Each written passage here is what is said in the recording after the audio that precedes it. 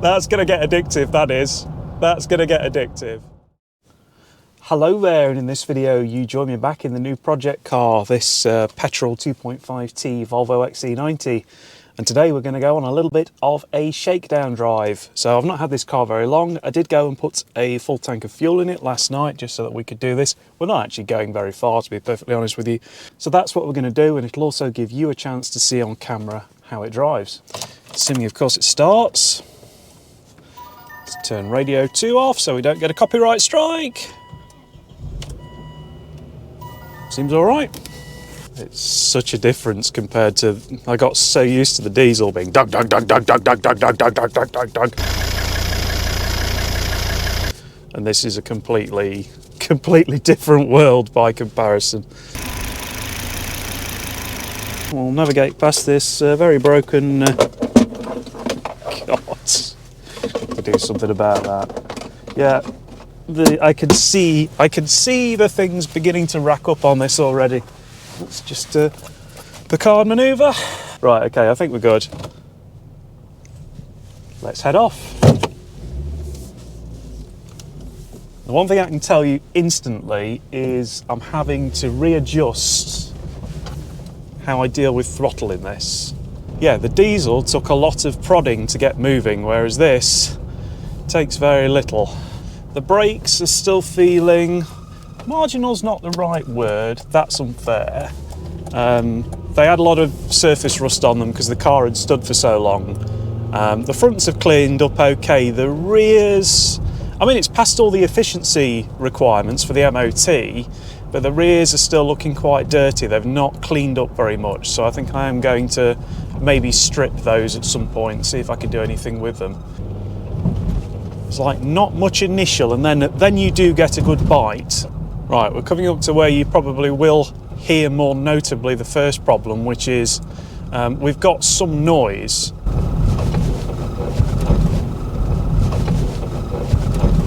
I think on that side, on the near side front, we've got maybe a noisy top mount, but I did ask my dad about it because obviously it was his car.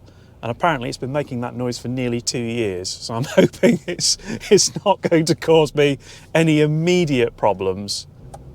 Well, the indicator's behaving now. It wasn't behaving when I took it for petrol last night. There were a couple of occasions where that indicator stalk pretty much refused to do anything at all. That's, I think, going to be my first immediate repair because we really can't have that not behaving properly. The gearbox, certainly it's cold at the moment, the gearbox seems to be very well behaved so far as well. And it's still putting a grin on my face. The mid-range pull on this car, I actually messaged my dad last night because when he first bought this, I had a V70 T5, 260 brake horsepower, probably one of the nicest T5s I think that was in the country at the time. And you know something? I couldn't keep up most of the time with my dad when he had this. But you know, having driven this now, I can thoroughly understand why I couldn't keep up with him. Because although this gets a little bit breathless on the absolute top end, the mid-range pull's just ridiculous. Every time I've gone out in it, I've come back with a big grin on my face. Yeah, it's just so smooth. It's so smooth. It's a shame more XC90s weren't sold in this market with this engine. I'm going to say that straight off. I really do think that. But yeah, we're coming up to a 50 now. Just literally, that's probably no more than a third throttle, and it's just pull, pull, pull, pull, pull. This just pulls like an absolute express train. It's absolutely instant. The moment you want that go, you get it. It's really quite amazing just how quick it feels. Just goes like an absolute express train. And it is so unbelievably quiet. I mean, most of what I can hear at motorway speeds is wind noise. Maybe a tiny bit of tyre noise, and that's it. Yeah, once we're up to speed and we're just on general roads, that suspension seems to quieten out as well. It's only on like pattered surfaces that it's quite noisy, but unfortunately that is the majority of roads around here. Incidentally, VEP has got very noisy on the near side front as well. That's something I need to investigate. So my brakes are still feeling a little bit grindy. There was no horrible shake through the steering wheel then, but they are still feeling a bit grindy. I can see me replacing them, to be honest with you, if I really wind up using this car in anger. Indicator stalk seems to be behaving. I might even just try spraying some contact cleaner in there just to see if that sorts it. I think that's the other surprise about this is it's more stiffly sprung than the diesel was, quite substantially actually, and it just drives really tight, far tighter than I expected. The diesel one, the £500 XC90, did have a bit more of what I would call a luxury car ride, whereas this is definitely a little bit more sporting. I do wonder if they revised the spring and damper rates slightly, perhaps to improve stability after the cars were brought to market. It is interesting, it rides a little bit more stiffly for saying it's on slightly taller wheels as well. So the diesel one had 18-inch, I forget the size now, 235 60R18s, whereas I think these are 235 65R17s. So these are smaller wheels and slightly taller tyres, which is, because this is a base model, this is the S. So the only options I think that they ticked when they bought this car were the winter pack and the rear parking sensors, and everything else is base. The seats are base, the stereo is base. It's all base, which will make a certain Sean Hudson happy because it's a base model. I mean, it's so quiet. Gearbox is still behaving really nicely. There's no wheel bearing noise, joy of joys. Got a few interior trims and rattles to deal with. I'll be honest with you, I do think I could see me completely retrimming the inside of this car because I don't really like these seats. I have been keeping an eye on the Bay of Evil to see if anything's about. One thing I did notice when I very first picked this car up was that it felt like it had got a little bit of a misfire in fourth at around 40 mile an hour, which on this gearbox is around 1700 RPM. Now I've gone and stuck a tank of Costco's finest super unleaded in it. I don't feel... Let's see what it sounds like over that. Oh yeah, it sounded a bit rough there. It's a particularly bad piece of road surface, that is. Yeah, now I've gone and put a tank of Costco's finest super unleaded in it. Doesn't seem to have that misfire anymore. I figured it could just be because it had got, it's sat for a year, it's got some very old petrol in it.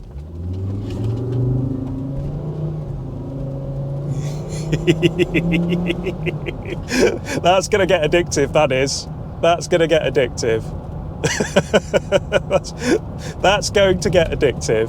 It's just shove away from the line and it's gone. Now I've done that, let's see what my average MPG is. Well, it's currently showing 19.2, so it has gone up, to be fair. This will be a good test to see if I can still feel that miss, actually, because we're locked up. That's the other thing, is the torque converter lock-up seems much more aggressive on this than it was on the diesel. Had a bit of a snatch then. Now that could be that we just need to do those upper and lower torque mounts. Could be a sign that the gearbox is getting a bit tired. This has done 184,000 miles, and as far as I know, the box has never been serviced. That's a real dilemma for me now because it's for the most part behaving, and I'm kind of like, do I service it or do I just leave it alone and accept the fact that when it goes, we have to spend some money on it, whether that be valve body or even a proper rebuild. Again, I think what I need to do with this is just drive it for a while and see how the box behaves in a variety of scenarios. I'd prefer to service it, but I could upset it. The other thing that's really surprised me is on the MOT advisories, it did say it got some track rod play, but I can't feel any real perceivable wander or anything like that on the road. It seems to track absolutely fine. I do think the steering rack in this one might be a bit tighter than it was in the diesel. Coming up to my favourite set of bends now. I love these bends in the BX. These bends in the BX are hilarious because the BX has got so much grip and you get all the body roll, so you get lots of drama, but there's no real drama. So we'll see how this feels. This used to be a horrible broken road surface until last year as well. It's fine. Will it change up? Well, it's still in whatever gear it's in, so it's still doing 1700 RPM in fourth gear. It is just taking that in its stride. So yeah, the diesel one to me always felt underpowered. I really don't think 163 brake horsepower in this weight of car was enough, whereas this just feels very, very comfortable. I'm struggling to really understand. I mean, I suppose I've never driven the T6, the one that had the infamously terrible GM gearbox. Unless it was considerably smoother, I'm struggling to understand why people wouldn't have chosen this over the T6, to be honest with you. It's almost, I mean, this is getting on for, no, it's a 21-year-old car, and apart from that noisy strut top and a few interior rattles, it's absolutely whisper quiet. It's so pleasant. It really is. It makes the XC90 feel awful. The XC90 is quite a refined car, but I mean, this is kind of, in terms of ride, I'd say this is halfway between the two. So the XC90 is very harsh. That D5 XC90 I sold was quite soft. This, by comparison, is sort of halfway in between, I would say. Oh dear, we're now behind people who appear to be half asleep. Stand by, caller. I knew this was going to happen eventually. Completely open road ahead of them, and they're losing 5 mile an hour, 10 mile an hour. Not even a Sunday. Now, I'm not somebody who likes to speed everywhere, but I do like to make progress. And it always worries me when I follow somebody like that who seems to just be, I mean, the road position's all over the place, they're varying in speed, and it's just kind of like, where is driving on the list of things that you're doing today? Because it's clearly not high on that list. Please turn right at the lights. You're not going to turn right at the lights. Although I can't tell at the moment by the road position. Oh, they have turned right at the lights. They have turned right at the lights. Do you know what that means I can do now? That means I can roll through this junction a 5-cylinder Symphony.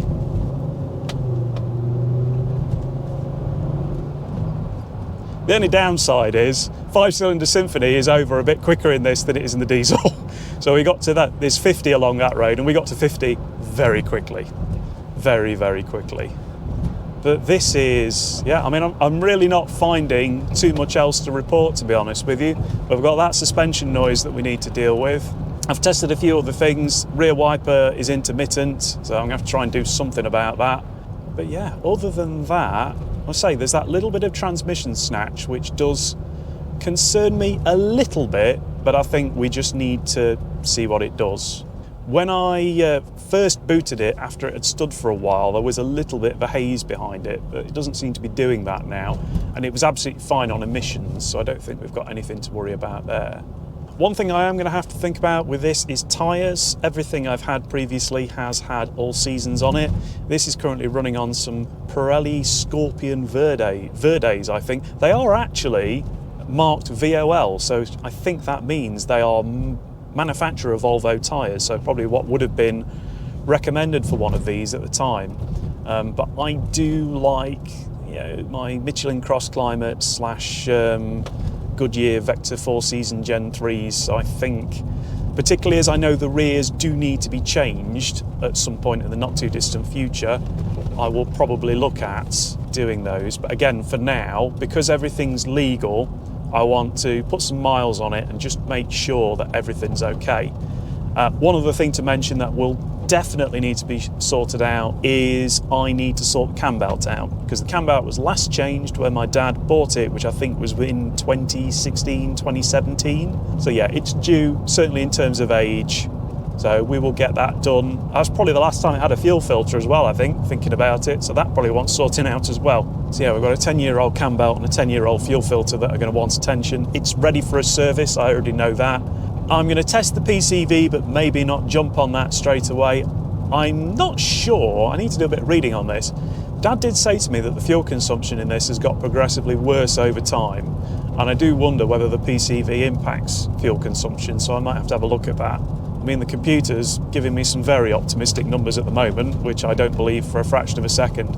I think, knowing that I generally manage to average about 30 to the gallon in a V70 with this engine, which is obviously less weight and no all-wheel drive, I think if this is averaging around 25 to the gallon on a run, maybe 30 if you're careful and, you know, on booting it everywhere like I was earlier, then yeah, maybe you might see 30, but I think 25 is probably a realistic number to expect, I think, given the size and weight of this vehicle. The diesel XC90 really didn't do much over 30 to the gallon anyway. I think I once saw maybe 37 on a long run coming back from Cambridge, but that was sort of sitting at 60, air conditioning off, and I think I was running the eco tyre pressures as well, just to see what I could get it to do. Anyway, we're nearly at our destination, and yeah, I think for the most part, really, I don't have much to report. So I think the biggest change from a driving dynamics point of view is that instant throttle. Because there's no delay like I had on the diesel, and the trouble is I've pre-programmed my brain for that delay. I sort of jab the throttle quite hard and it just goes. So it's going to take a little bit of getting used to. Right, just see if we can weave our way through this lot who have parked absolutely everywhere today, as they seem to. Yeah, I'll come in here. I'm going to have a look at that van today. I've brought my scan tool to see if we can get Lee's van to fire up. But yes, I'm at Peacock Plant Nurseries in Heanor, where incidentally you will see the £500 XC90 if you happen to head over here fairly often. So, although it's not here today, worryingly, right, that doesn't mean that there's been a problem with it. Oh, it's over there. I've just spotted it. Park assist service required's just come up. Yeah, so no beepies. So yeah, so far so good, I think. I'm pretty happy with how that feels. It's very, very usable. See if it holds on the parking brake. It has done for now. I've had some issues with that as well. Again, I will do a proper, as I said, sort of bumper to bumper, everything that I know is wrong with video at some point in the future. But that's it for now. Like I say, I'm very, very happy. I think this is going to be the fantastic basis for a future project, and I'm really, really looking forward to getting cracking with it. So all that remains for me to say is thank you very much for watching. Please do consider subscribing before you go. You can watch the playlist for the old car, the £500 XC90. I will include a link to that in the description below. And yeah, there'll be more videos on this as we go along. I think the next thing I'm going to do, to be honest with you, because I still haven't done it yet, is I'm going to give this thing a clean, because it is absolutely disgusting. So that will be my next video. So you'll get to see some proper grime sorted out. I may have to buy a new pressure washer before that though, which is why I've not yet done it. So, but we'll see. Anyway, that's it for now. Thank you very much for watching, and I'll see you in a future video. Cheerio.